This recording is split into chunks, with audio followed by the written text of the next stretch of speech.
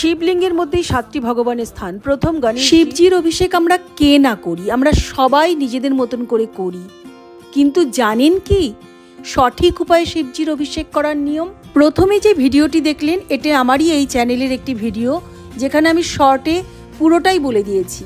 একবার অবশ্যই দেখে নেবেন যদি মন চায়। আর আজকে এই ভিডিওর মাধ্যমে আমি আপনাদের পুরো করে দেখাবো কিভাবে সঠিকভাবে অভিষেক করার নিয়ম।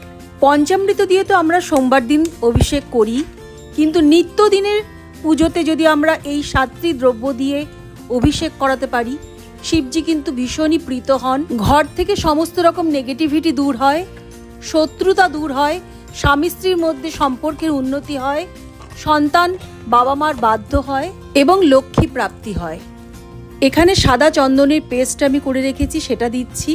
আপনারা গুঁড়ো চন্দনও দিতে পারেন। 7টি দ্রব্য আমি পরপর দিলাম, আপনারা দেখে নেবেন।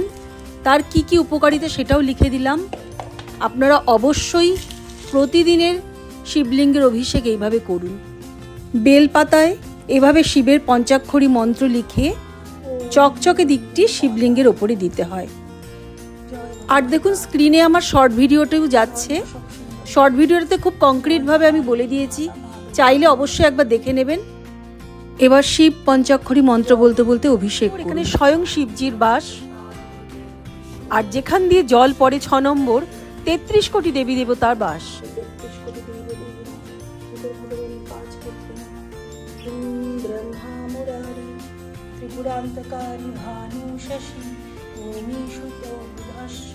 নবগ্রহের যে কোনো মন্ত্র বলতে বলতে অভিষেক করুন। মন্ত্রগুপ্তি বলে একটা কথা আছে, এই জন্য সঠিক গুরুর কাছ থেকেই মন্ত্র নিন। ইন্টারনেটে আজকাল অনেকেই মন্ত্র বলছেন, কিন্তু এভাবে মন্ত্র বলতেও নেই। পার্সোনালি জিজ্ঞাসা করলে অবশ্যই আমি বলবো। শিবলিঙ্গের সাথে নন্দী ভগবানের পুজো কিন্তু আমরা অবশ্যই করব।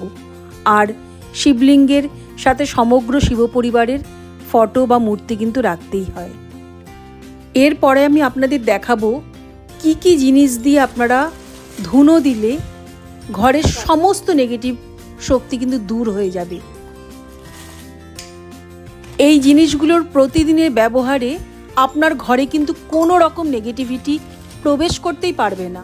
আর কিছু সেরকম শক্তির বাস হয়েছে যদি মনেও করেন, সেটা দেখবেন ধীরে ধীরে দূর হয়ে যাবে। জয় গণেশ জয় গণেশ জয় গণেশ দেবা, মাতা জগী পার্বতী পিতা মহাদেবা, জয় দেব জয় দেব জয় মঙ্গল মূর্তি, দর্শন মাত্রে মনোকামনা পূর্তি। আশা করি ভিডিওটি আপনাদের সবার ভালো লাগবে, উপকারে লাগুক। এতক্ষণ পর্যন্ত যারা ভিডিওটি দেখেছেন তারা সবাই খুব ভালো থাকুন, ভগবানের কাছে এই প্রার্থনাই করি। হর হর মহাদেব।